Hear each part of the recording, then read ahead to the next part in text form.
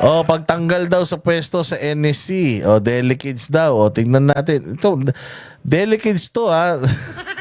Pero yung Afghan, hindi delegates yun ha. Hindi delegates yun. Pasok.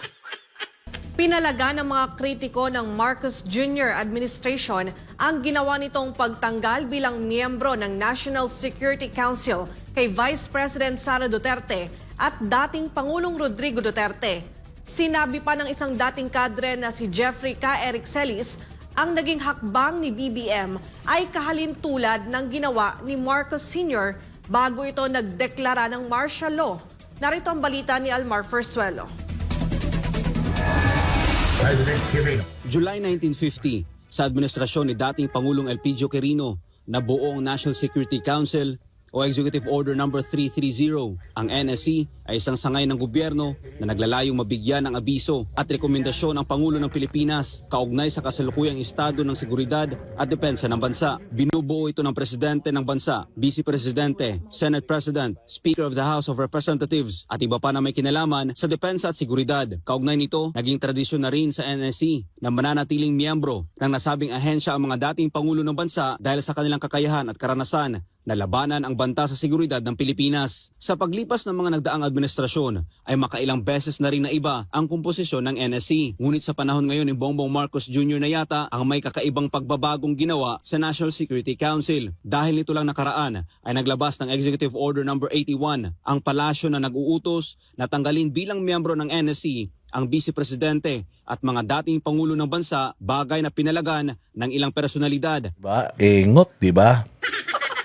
Sa tinanggal-tagal ng panahon, ngayon lang nangyari. Oh, sa pinakatangang presidente. Pag tanga presidente, lahat ng mangyayari sa Pilipinas, puro katangahan. O kaya ayan, magbilang kayo, napakarami niyan. At kritiko ng kasalukuyang administrasyon para sa dating Chief Presidential Legal Counsel ng Duterte Administration at batikang abogado na si Atty. Salvador Panelo, normal lang na magkaroon ng pagbabago sa NSC. Ngunit ang tanggalin bilang miyembro nito ang pangalawang Pangulo at ang mga dating Pangulo ng bansa ay malinaw na politika lang.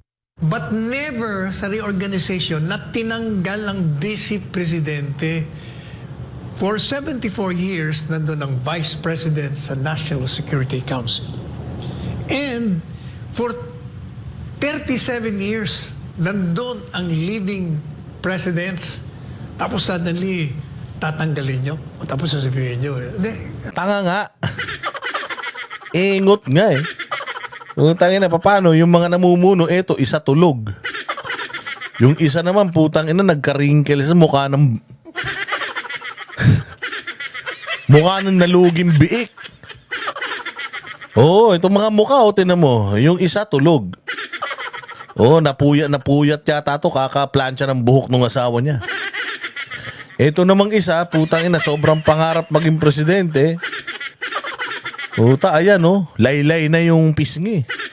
Kamukha na ni Drilon eh.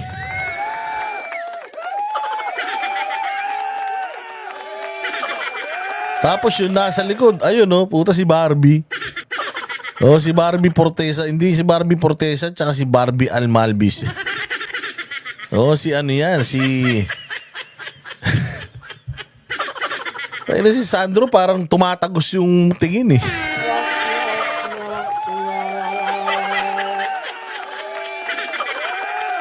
Ito kasi mga namumuno sa bayan natin, kaya wala, puros kabulastugan na nangyayari. Reorganization? Hindi, ano ba tao mo nun? Utang ina. Utang ina yung mukha nito, palumpalo. Akala mo nakasinghot ng lion tiger katol na mga 3 kilo. Tamang speech na naman si Mokong eh.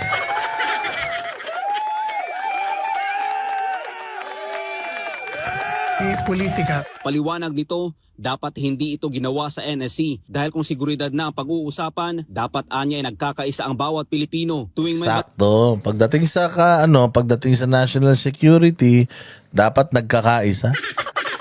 Ay, inan to, nag-iisa siya. Oh, nag-iisa siya, ganyan ang takbo ng utak. Oh, parang ewan ko rito. Pinaglihi yata to si Bongbong Marcos sa higad eh.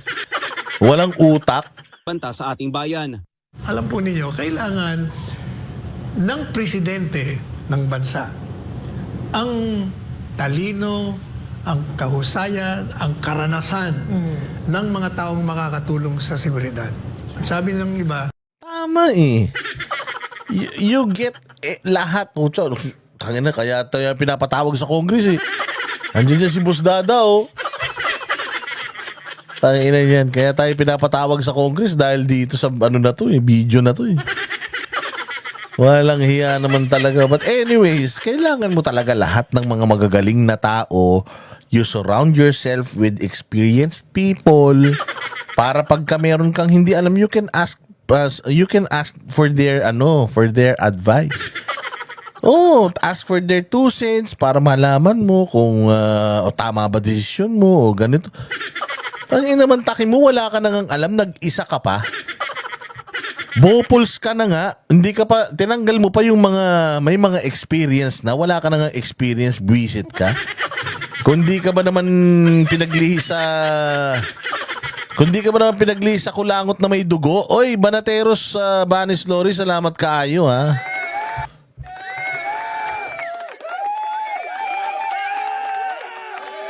Diyos ko po. O sige, diretso. hindi kasi kalaban eh. Kahit na ako kalaban sa politika, the national security must go beyond political borders. Hindi to pwede yan kasi seguridad ng bansa pinag-uusapan. Kahit magkalaban tayo sa politika, hindi tayo nagkakaintindihan. Kasi si Leni Robredo hindi tinanggal dyan ni President Rodrigo Duterte ever, kahit na obstructionist si ano. Alam niyo ibig sabihin na obstructionist, mga partner? Mga boss mo partner. Parang sa Barotero sa SM, mga bossing. Ang ibig sabihin ng obstructionist, yung putang na parang wala nang ginawa talagang matino yung tao sa paningin mo. Si PRRD, puta, kahit ipagluto niya si Leni Robredo, hindi pa rin magiging masaya si Leni Robredo sa kanya. Na kahit ang ganda-ganda naman ng ginawa ni PRRD, pangit pa din sa kanya. Magkaroon nga tayo ng sarili nating Burj Khalifa, Eiffel Tower, kahit na Golden Gate Bridge dito sa Pilipinas, hindi pa rin matutuwa yun si Leni Robredo. Ganon ka-obstructionist yun, parang yung mga leftist yun, yung mga makakaliwa. Walang kasiyahan ng mga yan. Kontrabida mga buwaka ng shit na yan. Pero kahit gano'n ka kontrabidang hayop na yun, yung walang silbing tao na yun na si Leni, hindi niya tinanggal yan dyan sa National Security Council. Kahit nga binigyan niya pa nga yan ng posisyon sa anti-drug campaign niya di ba? Anong ginawa ni Leni Robredo nung nakapasok? Putang ina, kumuha ng mga numero, nagpa-interview, nagsabi ng ganito, ng numero ng mga namatay sa national TV.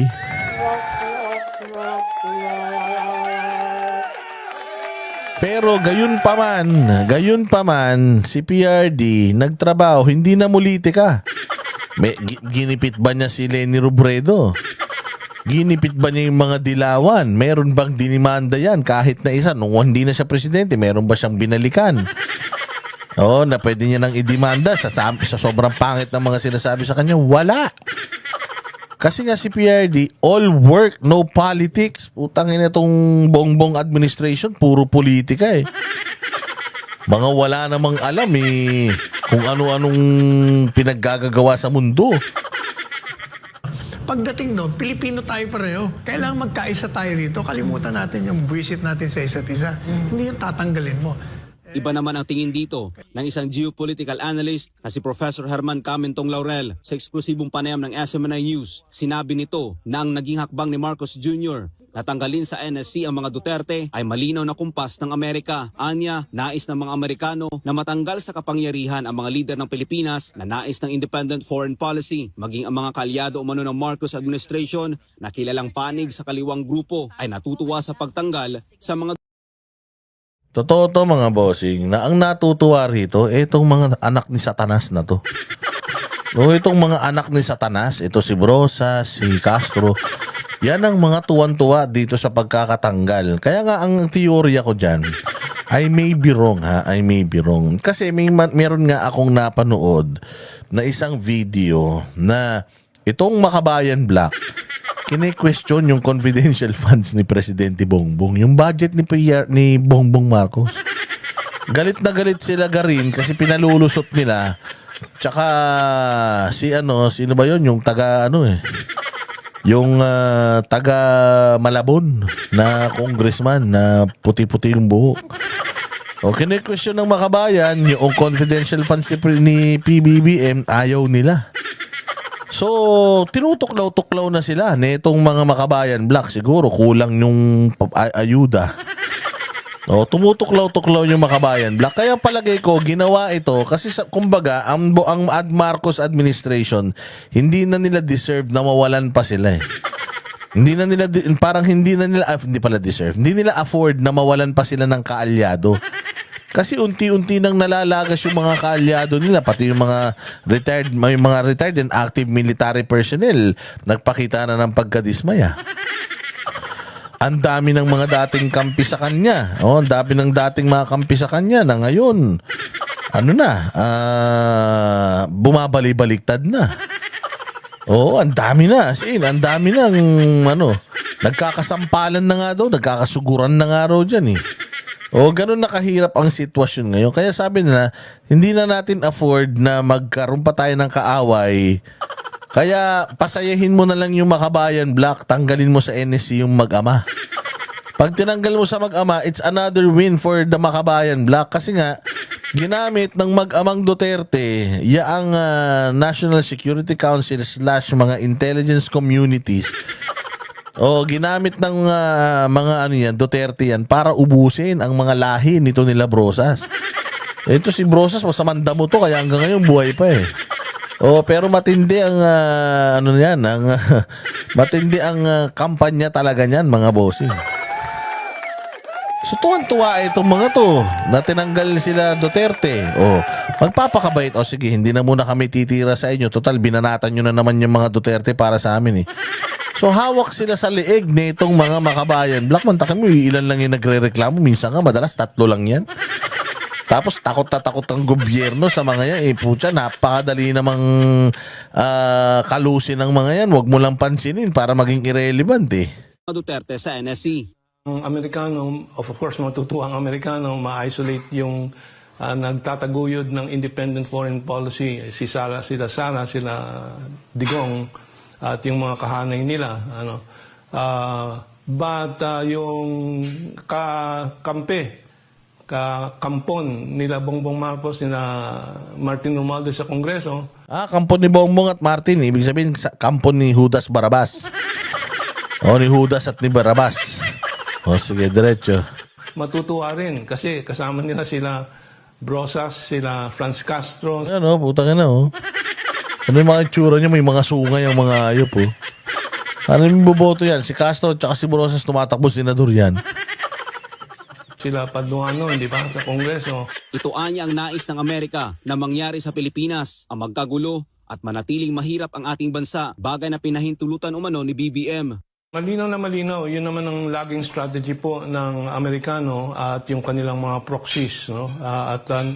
Bago umakap na naman si Bongbong Marcos sa mga Amerikano, before that, nagkakaisang bayan, nakafocus tayo sa economic development at recovery from the COVID-19 crisis. So we're losing our economic advantages and going into this chaotic, itong magulong mga politika na divisive na ginagawa ng Bongbong administration ngayon.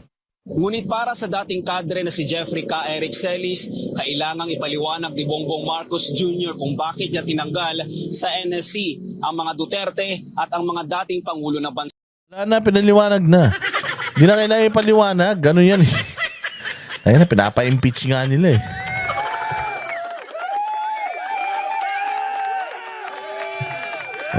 So yan ang mga yan ang mga nagaganap sa bayang Pilipinas ngayon. Diyos